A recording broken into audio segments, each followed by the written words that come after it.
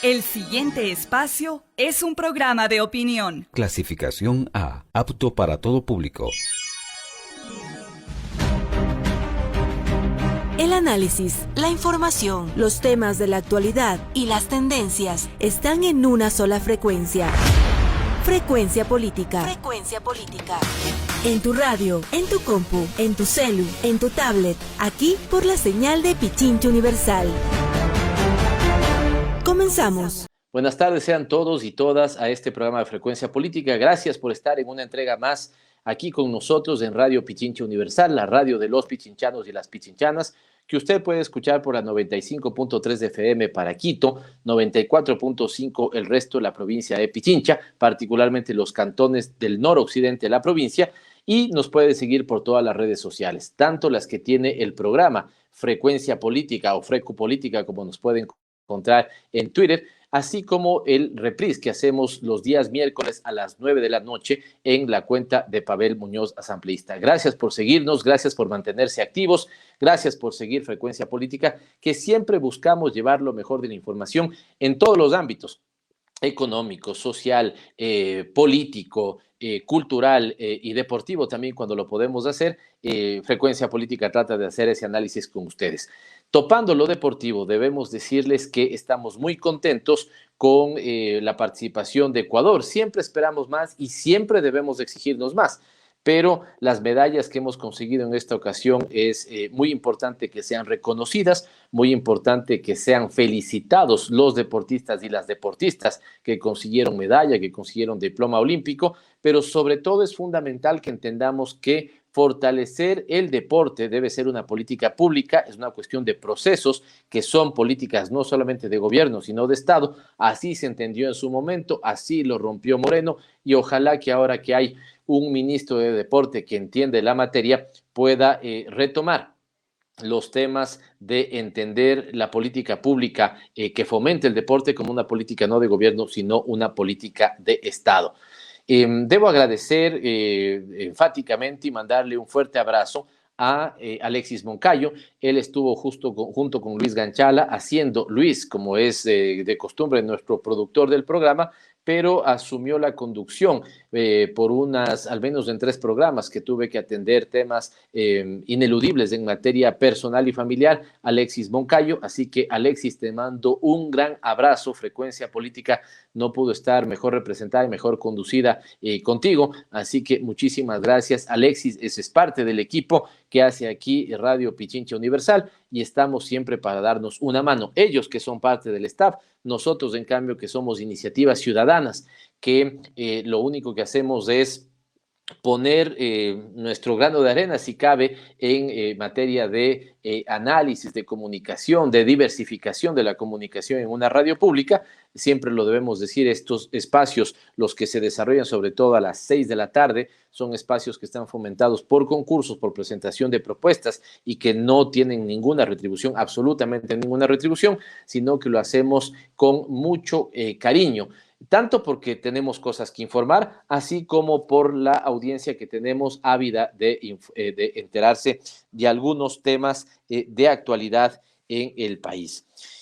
Tema de actualidad en el país del que aconteció el día de ayer con un concejal, si no me falla la memoria, de apellido Morales, donde de manera vergonzosa, violenta y prepotente agrede a Jorge Yunda. Miren, distingamos las cosas. En lo personal, yo, y menos este programa, está para defender la gestión de Jorge Yunda. No somos sus coidearios, no tenemos ninguna relación, no tenemos por qué hacerlo.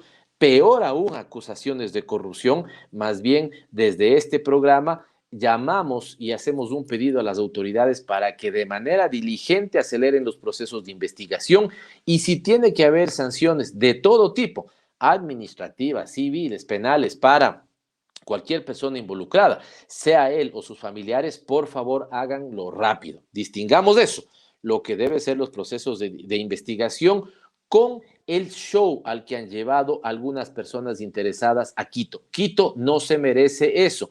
y algunos concejales y algunas concejales, por favor, no se tomen el nombre de Quito ni de los quiteños, las quiteñas o las personas que habitan esta ciudad para decir que nos representan, menos aún con manifestaciones de violencia, de prepotencia y de altanería. Esta no es una ciudad que dirime así sus discrepancias políticas, esta es una ciudad que no tolera ese tipo de expresiones políticas y nosotros no estamos para defender la administración de Yunda. De hecho, creemos que esta administración es la segunda administración consecutiva, junto con la impresentable administración que hizo el señor Rodas, dos administraciones perdidas para Quito.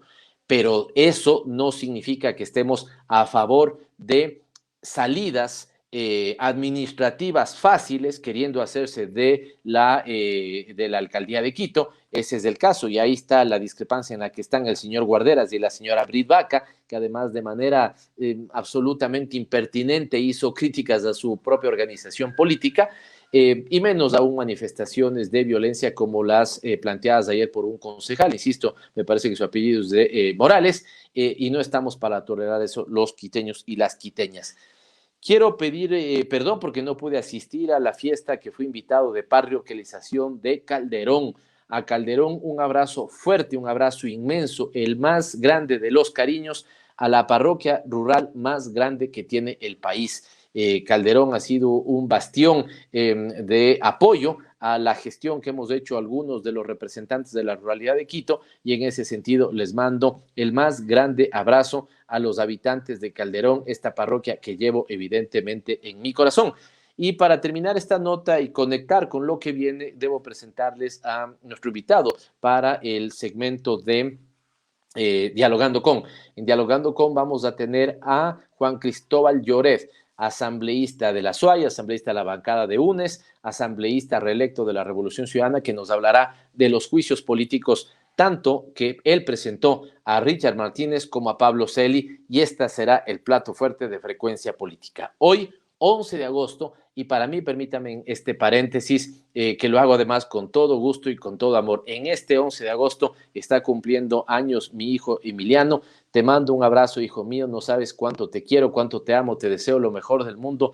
Tú y tu hermana son el más grande tesoro que me ha dado la vida, así que permítame, por favor, ese mensaje, ese paréntesis de mucho amor para el cumpleaños de Emiliano, y seguramente él en esta noche verá también Frecuencia Política. No los distraigo más, les invito a que nos conectemos con nuestro siguiente segmento, Dialogando con Juan Cristóbal Lloret.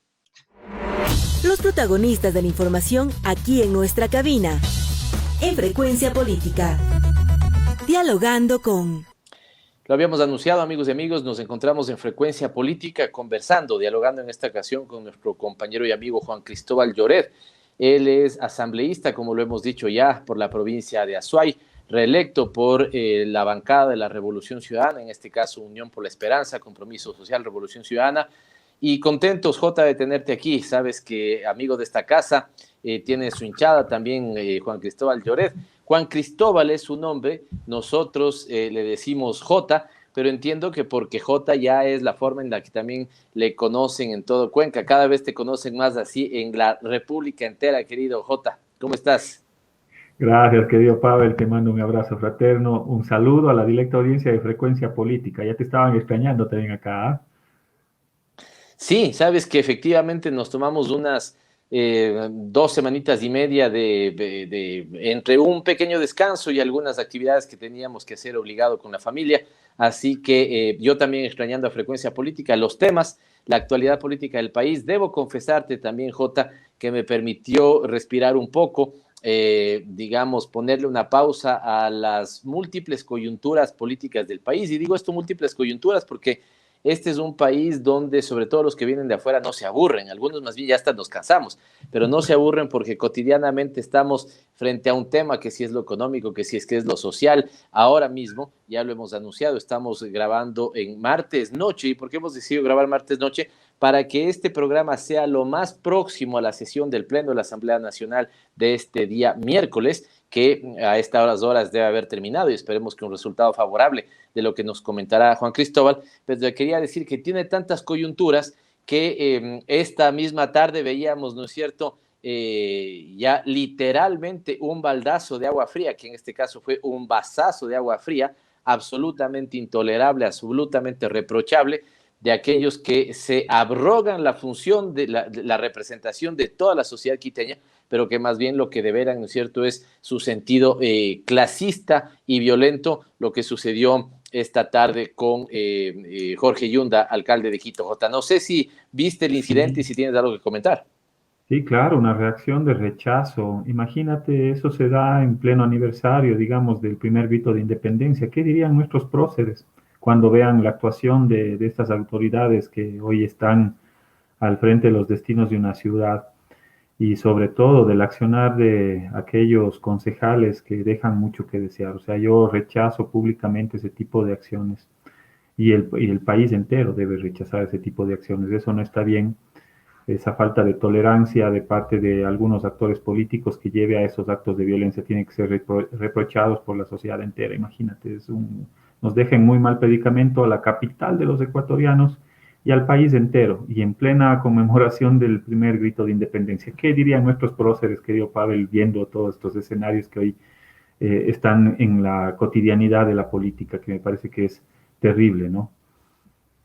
Efectivamente, J, ese fue el comentario que hicimos en la parte introductoria de este programa, y como lo decía en ese momento, es reprochable que haya pasado, y es más reprochable aún que haya ciudadanos y ciudadanas que festejen un hecho de esas características. Así que me parece que la cantidad de repudio social que ha recibido y recibirá la actitud del concejal, aquel que se hace llamar concejal de Quito, respecto a este acto violento, grotesco, no habla bien, evidentemente, del cabildo quiteño, querido Juan Cristóbal. Pero te decía, y estábamos conversando de esto es parte de las múltiples coyunturas que tiene el país. Pero te hemos invitado, Juan Cristóbal, entre otras cosas, para conversar de lo que quieras, ¿no es cierto?, en términos políticos. Tenemos ya avanzado, ya estamos llegando al tramo final de los 3 primeros meses de gobierno.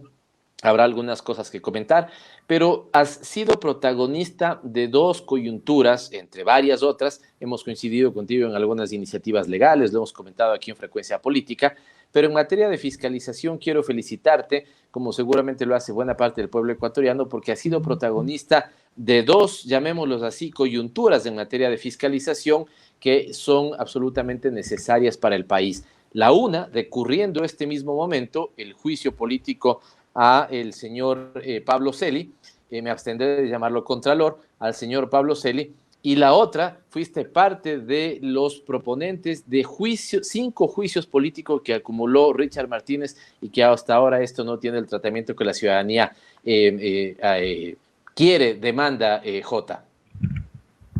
Sí, bueno, efectivamente, gracias, Pavel, por tus palabras de aliento. En realidad, creo que hemos logrado conjuntamente contigo, con otros compañeros, compañeras de nuestra bancada, tratar de llevar al escenario que corresponde, digamos, al escenario de la fiscalización dentro de la Asamblea Nacional, algunos elementos, algunos actos que son de interés público. Sobre todo no podemos permitir y no podíamos permitir que tengamos un contralor preso dirigiendo la Contraloría General del Estado desde la cárcel. Eso dice o habla muy mal del estamento público, de la institucionalidad, de la propia Contraloría General del Estado, no solo al interior del país, sino ante el mundo entero.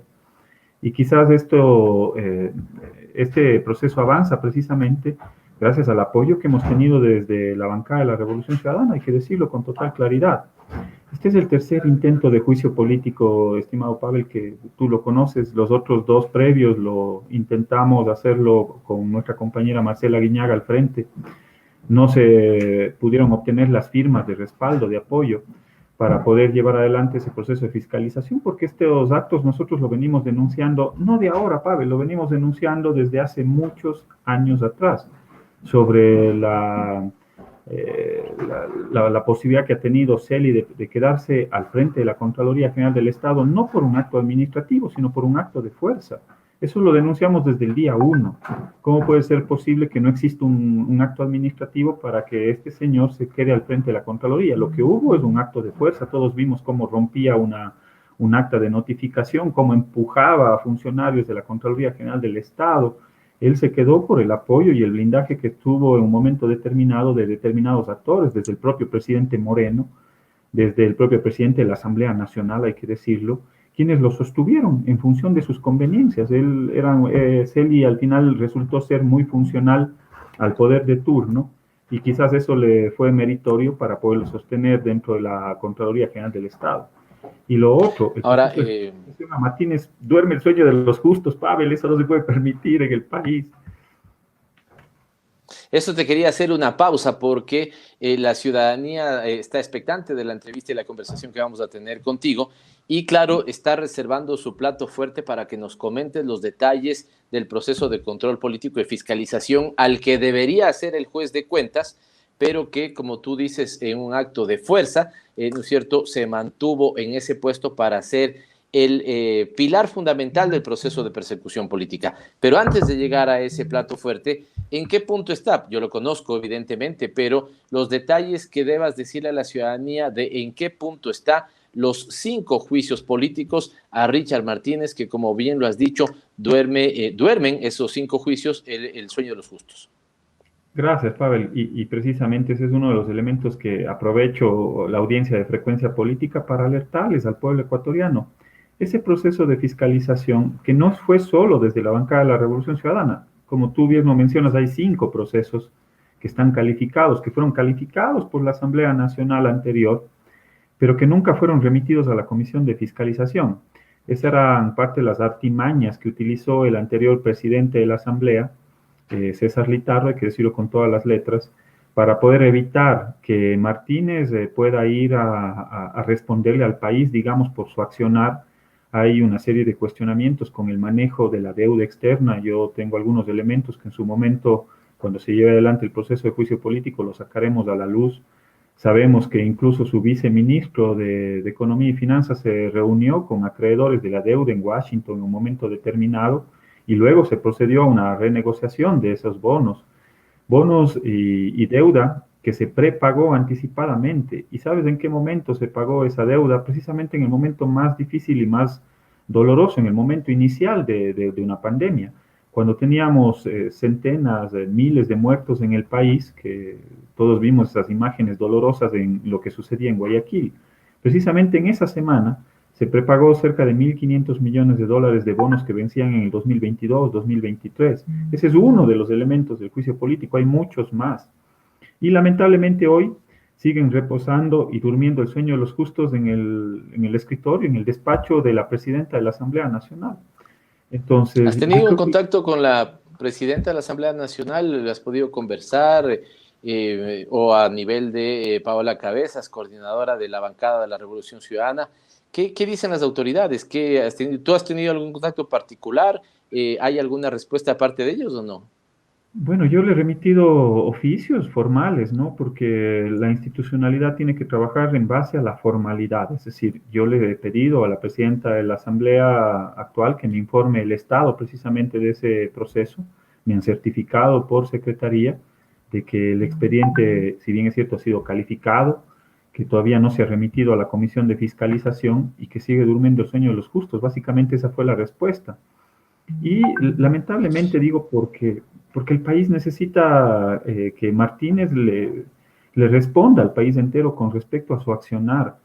Y quizás ahí se necesita también una veeduría, una presión social precisamente que conlleve a que la presidenta de la Asamblea Nacional dé los pasos que tenga que dar, es decir, remita los expedientes de juicio político para que se pueda sustanciar en la Comisión de Fiscalización.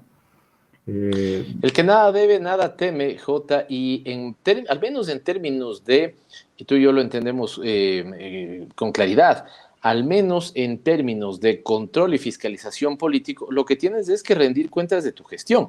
Si la gestión fue exitosa, como incluso algunos dicen que ha sido exitosa, tanto así que al contralor que tenemos, ¿no es cierto?, que habrá que ver los criterios jurídicos del contralor, le hicieron decir que el Banco Interamericano de Desarrollo no es banco, que el que se llama banco no es banco con tal de permitir la participación de Martínez para violentar la Constitución de la República. Si la gestión fue exitosa, si se puede mostrar, digamos, los, entre comillas, logros de su gestión, ¿por qué cubrirlo de esa forma y no permitir que vaya a la Asamblea Nacional y dé cuenta de la gestión, insisto, exitosa que dicen haber tenido, tanto así que se ganó un puesto en el Banco Interamericano de Desarrollo, que insisto, siendo banco, no podía haber sido ocupado ese sitio para quien negoció deuda justamente con ese banco. Eso es lo que se llama puertas giratorias, está prohibido en nuestra Constitución. Efectivamente, la reflexión que tú haces es muy importante, Pablo. El que nada debe, nada teme. ¿A qué le tienen miedo? ¿A qué le tiene miedo Martínez? Primero, ¿a qué le tiene miedo Martínez? Que lo blindaron durante todo el gobierno de Lenín Moreno, y es más, lo premiaron. Contrario a lo que dice nuestra Constitución, él está al frente de alguna dirección, en algún espacio del Banco Interamericano de Desarrollo, con una remuneración jugosa. Seguramente ese es el premio por hacer bien el deber. Si es que hizo bien el deber, que venga y le rinda cuentas al país, pues. Eso por un lado. Pero por otro lado, lo que más me llama la atención es el blindaje. Ya no solo estamos hablando del gobierno de Moreno, que ya terminó. Empezamos un nuevo gobierno y empezamos, digamos, con una nueva coyuntura en la propia Asamblea Nacional, y me llama mucho la atención, debo decirlo, cuál es el accionar de quién está al frente de la Asamblea Nacional, porque se dan vueltas de que primero mandan un oficio para saber cuál es el estado del trámite, que luego que la Secretaría les certifica, que tienen que hacer una serie de procesos para certificarle que al final ella mismo tiene el expediente, pero resulta que el expediente sigue estando en el cajón del olvido de la presidenta de la Asamblea Nacional. Entonces eso no se puede permitir. Más aún de que ya han cambiado, digamos, la correlación de fuerzas, salvo que sea la continuidad de lo que fue el periodo anterior de la Asamblea Nacional. Yo no creo que estén dispuestos a que lo cataloguen como la continuidad del ITARDO. Yo no creo que eso sea parte de su, digamos, de su accionar político, ¿no? Una última pregunta, reflexión en este tema. Nos quedan unos minutos para hacer nuestro primer corte aquí en Frecuencia Política, pero te decía, Jota, que una última pregunta, reflexión. Uno pudiera entender en términos políticos que César Litardo tenía la instrucción de defender a un coideario, digamos, al final eran coidearios, ¿no es cierto?, y funcionales los dos al gobierno de Moreno. Pero pones la pregunta, digamos, central en debate. ¿Por qué la actual presidenta, perteneciendo de una formación política que se dice de izquierda, opositora al gobierno de Moreno, o digamos, contraria a los principios neoliberales con los que administró Richard Martínez la cartera de Economía, por qué, además con una condición, Jota, el movimiento indígena es el protagonista de las movilizaciones de octubre del 2019, cuando el eje central era justamente una decisión impopular, inconveniente, impertinente, auspiciada por la firma de la carta con el Fondo Monetario Internacional, ¿no es cierto?, planteada por el exministro Martínez. Totalmente válida esa reflexión. O sea, yo no puedo entender cómo una fuerza que dice ser progresista, pero sobre todo que defiende los principios, los ideales de un sector muy respetable de la población, como es el sector indígena, que no necesariamente está representado en un solo partido o en un solo movimiento. Hay que entender cuál es la dinámica del movimiento o de las fuerzas, digamos, que está detrás del movimiento indígena. Entonces, a mí me llama mucho la atención porque precisamente son esos actores los que no permiten que se lleve adelante un proceso de fiscalización, a sabiendas que fue Richard Martínez el que le indujo al presidente Moreno a tomar esa decisión que le costó la vida de más de una decena de ecuatorianos en las jornadas de octubre. Entonces, yo no puedo entender cómo existe ese accionar cómplice, digamos, de tratar de blindar a un personaje como Martínez, que representa precisamente la antítesis de lo que ha sido la lucha del movimiento indígena, que es una lucha en contra de un modelo neoliberal, en contra de las políticas fondomonetaristas que fueron impulsadas precisamente por Richard Martínez. Esas son las cosas que no se entienden en la política y por la cual los ciudadanos tienen que saber qué intereses mismos están detrás o a quienes mismos representan los que hoy están al frente de la conducción de la Asamblea Nacional y dicen representar a una corriente del movimiento plurinacional Pachacuti. Yo por eso tengo mis serios reparos con respecto a quienes o dónde se ven representados precisamente esas legítimas aspiraciones del movimiento indígena. En Pachacuti, que ha blindado a Martínez, o en otras fuerzas que sí representan al progresismo y que sí queremos avanzar, digamos, en un proceso o en una agenda de fiscalización seria con respecto a esas políticas fondomonetaristas. Lastimosamente, Jota, hay riesgo real de que por la inacción de la presidenta termine venciéndose el plazo de ese juicio político, ¿o no? ¿Cómo estamos en términos de tiempos?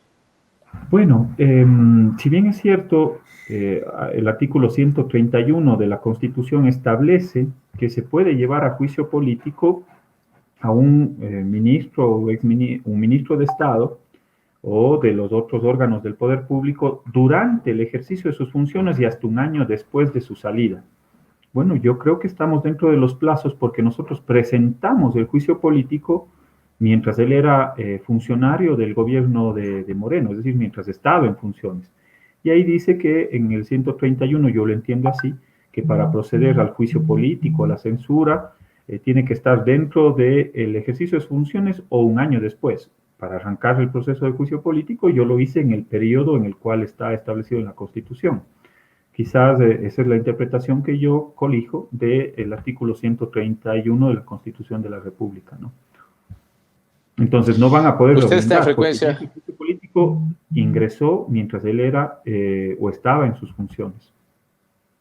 Absolutamente claro, usted está en Frecuencia Política y le recordamos que estamos conversando con el asambleísta por la provincia de Azuay, Juan Cristóbal Lloret, asambleísta reelecto por el proceso de la Revolución Ciudadana y protagonista de dos de los elementos más importantes de fiscalización de la anterior, pero particularmente de esta nueva asamblea.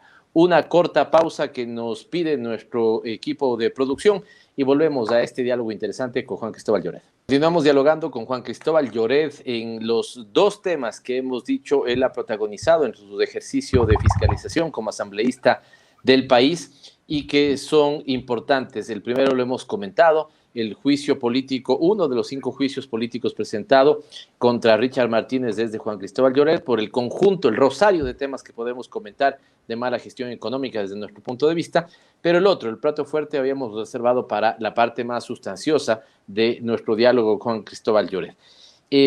Jota, para que seguramente querrás ir por ahí también en la reflexión con la ciudadanía, pero en la recapitulación de hechos con la ciudadanía de lo que fue el Trujillato, la transitocracia. Recordemos, Lenín Moreno le plantea al país una consulta popular, esa consulta dice que reinstitucionalizará el país, evidentemente descabezan a todo mundo, menos a el señor Pablo Celi. De hecho, previamente él había tenido un incidente donde Polis, prófugo de la justicia en Estados Unidos, hace una terminación de su encargo. Entendemos que le da a la señora Chamud ese encargo. Cuando va a ser notificado, rompe esa notificación. Tú decías esto, evidentemente un acto de fuerza. Los medios de comunicación jamás criticaron ese hecho.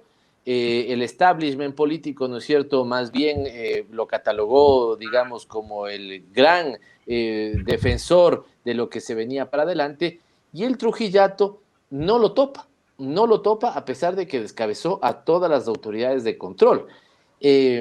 Ahí se gestan, estos son elementos que están también como parte de las causales de juicio político que estás presentando contra Pablo Celi. Sí, bueno, efectivamente, Pavel, hay que hacer precisamente ese recuento histórico. La memoria muchas de las veces es frágil, pero hay que decirle al pueblo ecuatoriano por qué estamos aquí. ¿Qué ha conllevado a que nosotros presentemos este proceso de juicio político, lo llevemos, lo sustanciemos y en el momento en el cual estamos? Precisamente es fruto de un grave momento de transitocracia que vivió el Ecuador, fruto del engaño de lo que resultó una consulta popular que prometía una cosa, que prometía la reinstitucionalización del país, pero que al final nos salió, digamos, la cura peor que la enfermedad. Si es que en algún momento estuvimos enfermos. En todo caso, hoy vemos y estamos ante un escenario en el cual tenemos un contralor, un ex supuesto contralor preso, tenemos un abogado del Estado, un procurador que más parece abogado de las transnacionales, tenemos una serie de cuestionamientos con respecto al Consejo de la Judicatura, hay una serie de cuestionamientos con respecto a la función electoral. Es decir, eso es fruto del Trujillato. Eso hay que decirlo con claridad al pueblo ecuatoriano. ¿Por qué estamos en este momento? Porque tenemos un contralor que nunca fue evaluado por el Trujillato y simplemente lo santificaron 2 años después de que él se autoproclama como Contralor General del Estado. Y ese es uno de los principales causales dentro del juicio político. ¿Por qué? Porque hay que decirle la verdad al pueblo ecuatoriano y no se trata aquí de dar una posición, si es que eso le conviene al correísmo, si eso le conviene al oficialismo, no, eso le conviene al país. ¿Cómo le vamos a explicar a los ecuatorianos, a nuestros hijos, cuando todos vimos cómo rompía una acción de personal, o cuando rompía una acción, digamos, un documento? ¿Ese documento qué era? Era la notificación que le hacían a Celi de que él ya no era contralor subrogante. Y precisamente Polit, cuando todavía era Contralor General del Estado, legalmente posicionado por la Asamblea Nacional, hoy prófugo de la justicia, pero él, mientras él era Contralor, conjuntamente con la directora de Talento Humano, Ligia Cobo, le firmaron las acciones de personal a 913, que le cesaban de funciones a Celi, y entraba en vigencia el 2 de junio del 2017. Y les dieron las acciones de personal a 914 y la 915, que le ponían al frente de la Contraloría General del Estado a la señora Sabet Chamón. Todo el mundo vio eso. Yo tengo las copias, inclusive hay copias notarizadas. ¿Presentaste eso como prueba de cargo en la comisión? Efectivamente, eso lo presentó la señora Sabet Chamón, pruebas notarizadas. Hay la declaración también notarizada de Polit, en el cual él dice que firmó las acciones de personal. Hay pruebas testimoniales. La prueba testimonial de Polit, la prueba testimonial de Ligia Cobo, la prueba testimonial de Sabet Chamón. Hay pruebas documentales, las actas que fueron rotas, tuvieron que sentar razón con 2 testigos de que Celi rompió la acción original y las notificaron a través de 2 testigos. Es decir, hay todos los elementos de convicción. Celi nunca fue contralor. Él se quedó por un acto de fuerza, no por un acto administrativo. Tanto es así que semanas después lo que hace Celi es emitir una resolución en la cual él se autodenomina Contralor General Subrogante, y eso lo publican en el registro oficial. ¿Quién lo autonombró? ¿Quién lo posesionó? Nadie.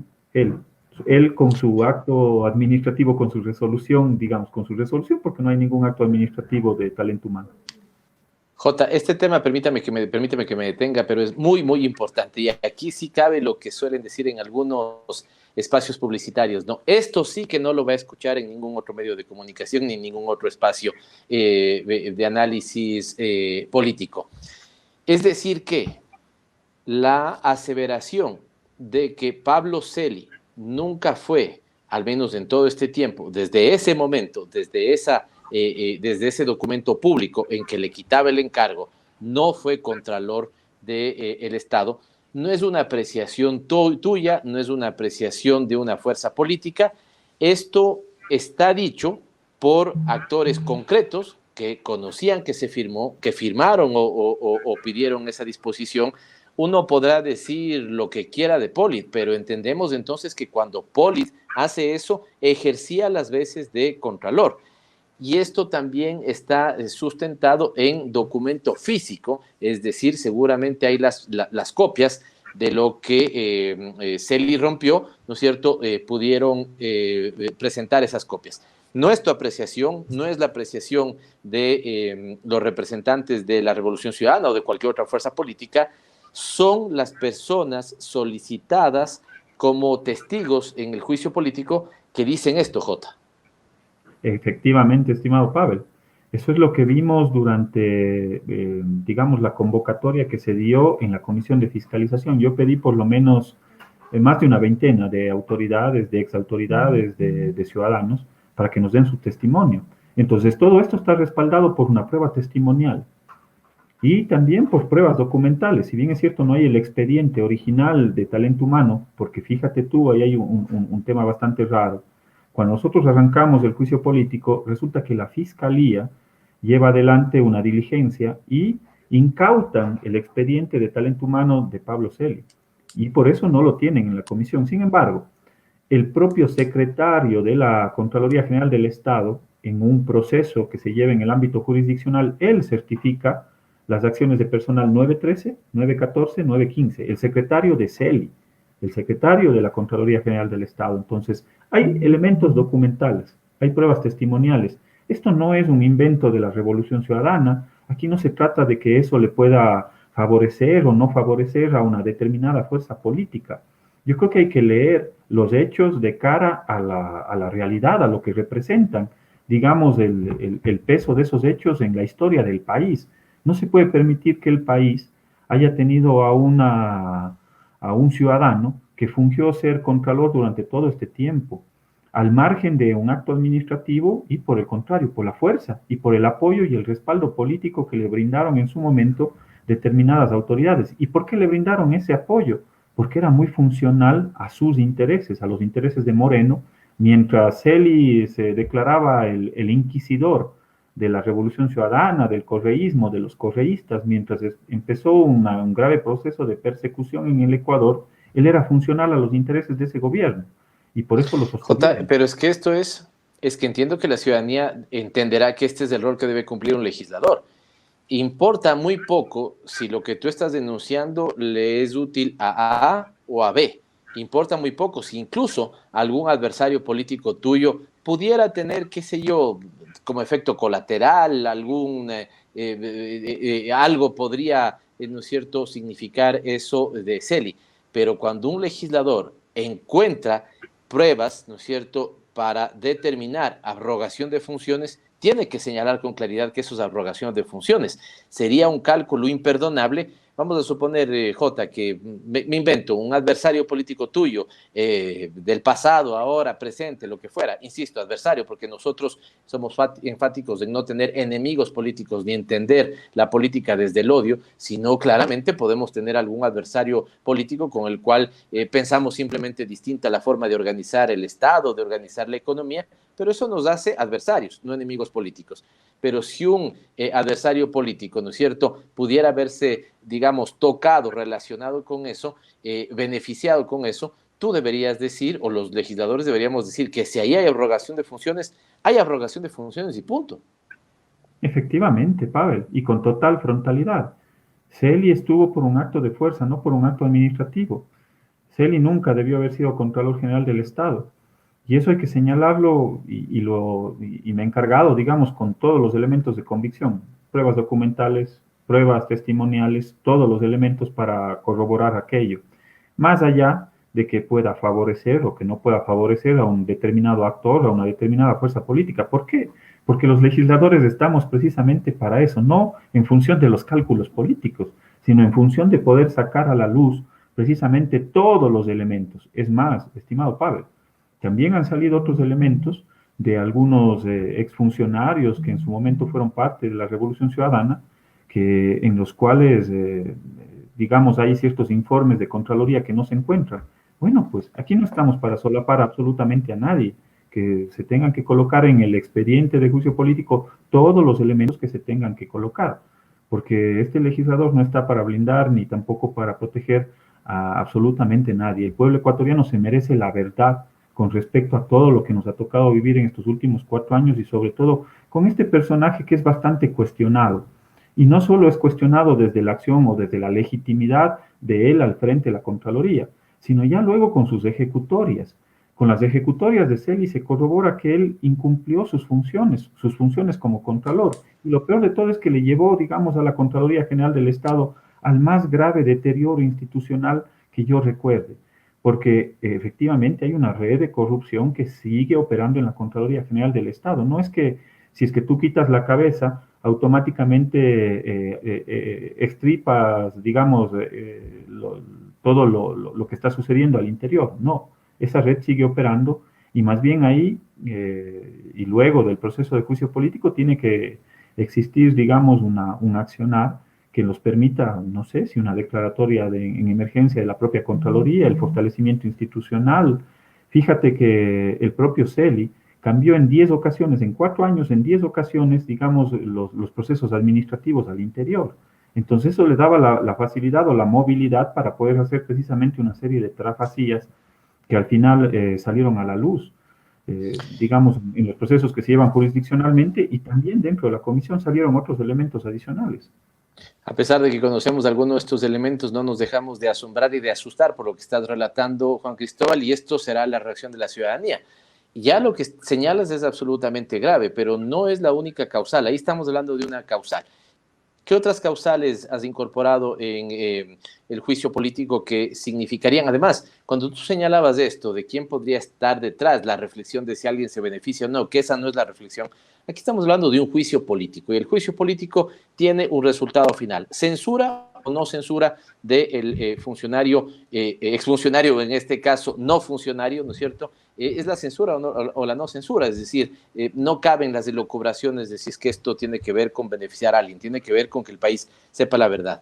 ¿Cuáles son las otras causales que has presentado en el juicio político, Jota?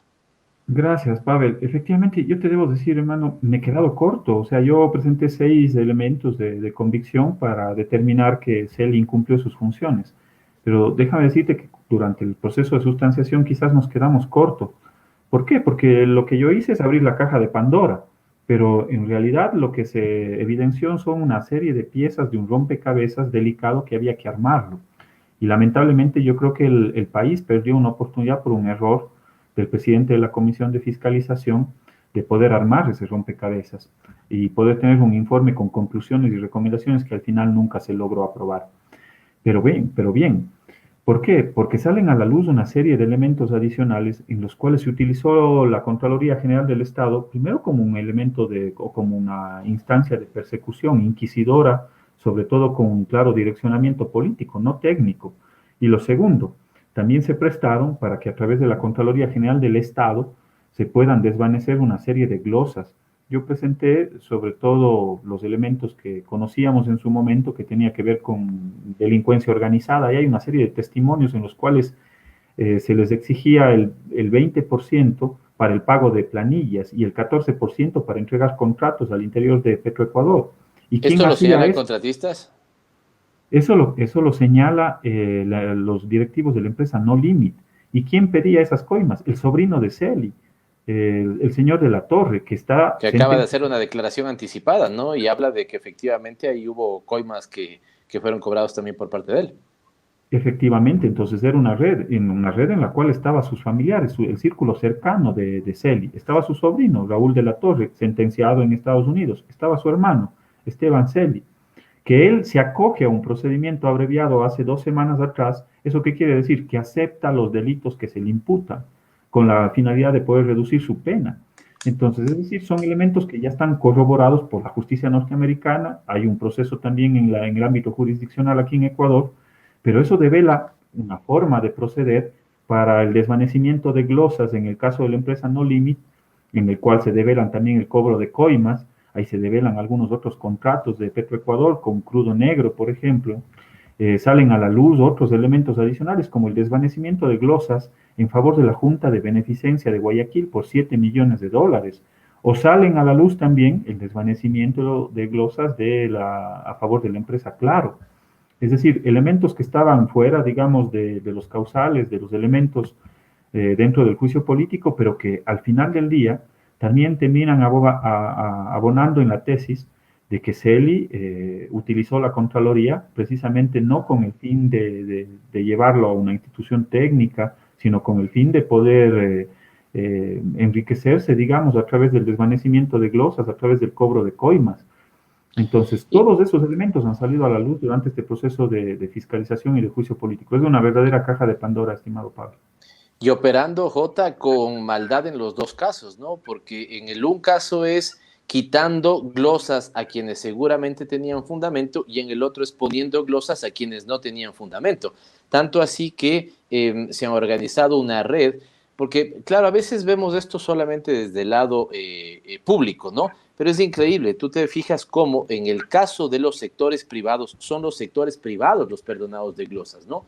No Limit, lo que señalas de la Junta de Beneficencia de Guayaquil, el caso de Odebrecht que nunca entró a las investigaciones, pero en cambio la otra faceta, el otro lado de la moneda, es toda la gente que ha terminado siendo, en algunos casos, no es esto una exageración, arruinada su vida por en cambio haber sido incorporados en glosas que no tenían fundamento.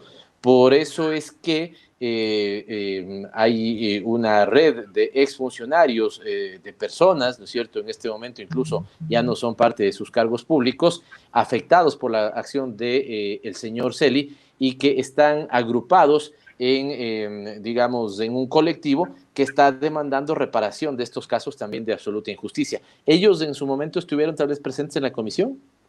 Efectivamente, y ellos fueron los artífices de algunos testimonios importantes dentro de la comisión de fiscalización. Precisamente de ahí salió el tema del desvanecimiento de una glosa, que yo no sabía, yo no tenía esos elementos, a la Junta de Beneficencia de Guayaquil, el tema de Claro, que hay que revisar lo que es lo que sucedió, no solo sobre el establecimiento de esa glosa, sino sobre todo hay que revisar sobre el desvanecimiento de aquella glosa.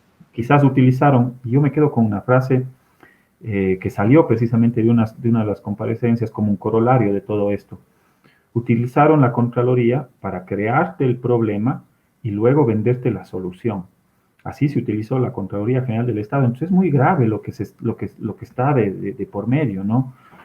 Porque una institución pública que se supone que es el juez de cuentas del Estado, lo que al final del día ha perdido es su credibilidad entera. Es decir, ¿qué informe puedes aseverar que estuvo correctamente y técnicamente valorado y qué informe fue direccionado políticamente o con la finalidad de poder llevarte hacia un escenario de extorsión, de coimas y demás, y luego desvanecerte la glosa? Entonces afectas a toda la institucionalidad de la Contraloría, pero también, como tú dices, hay otro lado, que es el lado humano, de una serie de familias que se vieron afectadas precisamente por ese accionar, con ese accionar direccionado, doloso, que le permitió tener un instrumento, todo un instrumento de persecución, y también hay que decirlo, tuvo el apoyo y el respaldo del poder mediático. No te olvides que hubo un tiempo, tú recordarás un tiempo muy complejo, difícil, en el cual se juzgaba a partir de los titulares que iban sacando desde Contraloría o desde Fiscalía, se turnaban posiblemente. Una semana era Fiscalía, otra semana era Contraloría, y sobre eso se iba haciendo, digamos, una bola enorme. Al final del día, esos procesos, muchos de esos procesos se cayeron en el ámbito jurisdiccional. Es más, cuando yo le pregunto a Valentina Zárate, que era la subcontralora o la contralora subrogante del subrogante, cosa que no existe, pero en este país hemos visto de todo, le pregunto, de los 1000 indicios de responsabilidad penal, ¿cuántos han llegado, digamos, al ámbito jurisdiccional y sobre todo a tener una sentencia? La misma pregunta le hice a la fiscal general del Estado. De 1000 procesos de IRP, solo 3 han llevado con sentencia final. Solo 3. De 1000, solo 3. Entonces, algo está mal, estimado Pavel. O utilizaron la Contraloría para los titulares, para perseguir, para ser un ente inquisidor, o efectivamente esos procesos que lo hicieron no lo hicieron de manera técnica, que se cayeron en el ámbito jurisdiccional. Pero Jota, me estás mintiendo, asumo que me estás mintiendo. Esto pasó en la época del Trujillato, esto pasó en la época donde habían recuperado la institucionalidad del país, esto pasó en el marco del 7 veces sí, esto pasó, ¿no es cierto?, en la limpieza que Moreno hacía del país, y lo que tú decías, construyeron al final del día una institución para crearte, en algunos casos seguramente con fundamento y en muchos otros casos sin ningún fundamento, el problema, y luego, como tú bien dices, venderte la solución. Por eso remarco esto que tú estás diciendo para los seguidores de Frecuencia Política.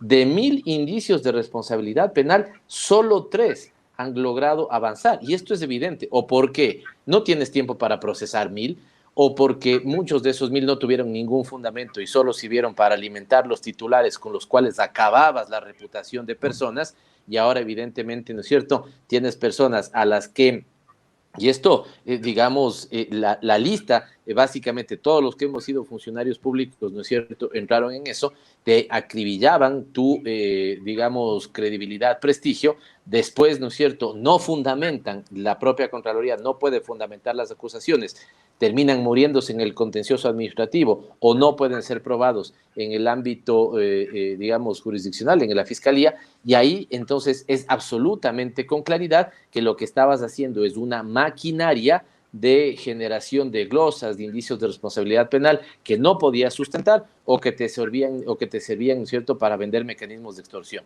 Pero todo esto en serio me estás diciendo, en la época del Trujillato, de Moreno, digamos, de la descorreización.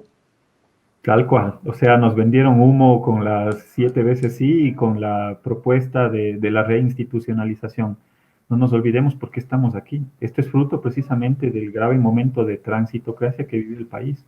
Cuando dijeron que iban a moralizar, que iban a reinstitucionalizar, a refundar el país, lo que consiguieron es generar estos instrumentos que se sometieron, digamos, al poder político de turno, pero que a la postre no corrigieron y tampoco no es que dieron una solución real, digamos, a la institucionalidad propia del país y mucho menos a poder resolver, digamos, problemas relacionados con el combate a la corrupción. Por el contrario, esta se volvió un instrumento de corrupción en el cual se desvanecían glosas a cambio de dinero, con sus familiares de por medio, o mucho peor aún.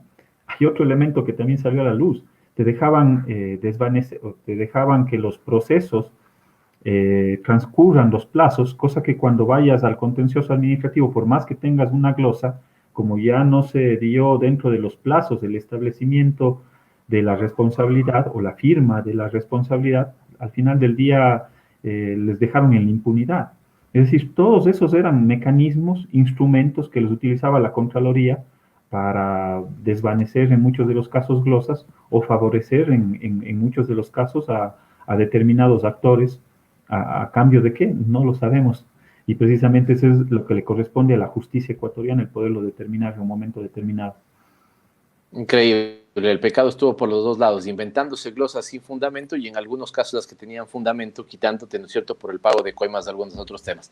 Jota, me quedan 2 minutos, pero hay algo que yo mismo tengo la curiosidad y la ciudadanía también. Es tan terrorífico lo que cuentas que hasta un incendio de por medio hay en el edificio de la Contraloría. Algunos señalaban autoatentado y nunca me quedó claro estas declaraciones que me parece hace la subrogante del subrogante, cosa que no debería existir, de mi oficina se quemó desde dentro. Me quedé simplemente con esa idea, pero algo salió sobre el incidente del incendio. Recordemos que incluso a mucha gente le tomaron presa y después tuvieron que liberarlos porque en ningún caso pudieron sostener ni tener pruebas de que ellos habían generado ese incendio. Efectivamente.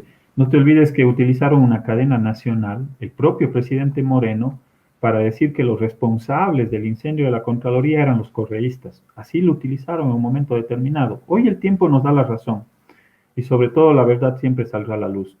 Y efectivamente quienes tenían un interés mayor, supremo, en quemar precisamente todos esos desvanecimientos, de esos procesos que habían caducado, precisamente es el círculo cercano a CELI, esa red que sigue operando al interior de la Contraloría General del Estado. Compareció precisamente el comandante del Cuerpo de Bomberos de Quito y lo que él mencionó es que efectivamente la Contraloría hubo acciones determinadas desde el interior de la Contraloría, precisamente en los lugares en los cuales estaban sentados los archivos de la institución. Terrorífico lo que nos cuentas, Juan Cristóbal, terrorífico lo que has podido destapar, como tú dices, destapaste la caja de Pandora y esto está sucediendo en la Comisión de Fiscalización. Habíamos anticipado este programa como los que nos ha tocado hacer en época de pandemia, se graba el día anterior a que se emita Frecuencia Política. En este mismo momento son las 20:30 del día martes. Y a esta hora, a la hora que usted escucha Frecuencia Política, tuvo la Asamblea Nacional que haber tomado una decisión ya sobre el juicio político. Echándole la culpa a terceros, a la secretaria, dejaron pasar unos tiempos, ventajosamente el Pleno podrá pronunciarse. Creemos que el pronunciamiento será favorable y en una semana más seguramente ya tendremos el proceso formal de juicio político en el Pleno de la Asamblea Nacional, con alguien como Juan Cristóbal Lloret presentando las pruebas de descargo y el señor Celi presentando Juan Cristóbal las pruebas de cargo y el señor Celi las pruebas de descargo.